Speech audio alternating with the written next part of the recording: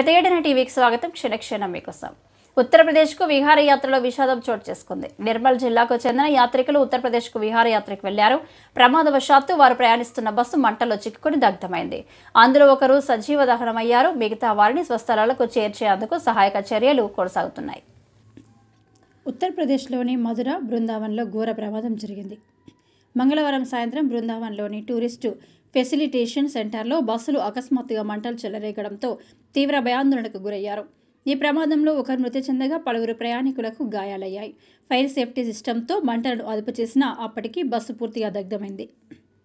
నిర్మల్ జిల్లాకు చెందిన భక్తులతో మహాకుంభ స్నానం చేసి బస్సు తిరిగి వస్తున్నట్లు సమాచారం. యాత్రికులను బైంసా రప్పించేందుకు చర్యలు కొనసాగుతున్నాయి. కేంద్ర మంత్రి బండి సంజయ్, ముదోల్ ఎమ్మెల్యే రామారావు పటేల్ చొరవ చూపారు. అక్కడి కలెక్టర్ ఎస్పీతో మాట్లాడారు. యాత్రికులను క్షేమంగా తరలించే చర్యలు చేపట్టాలని విజ్ఞప్తి చేశారు.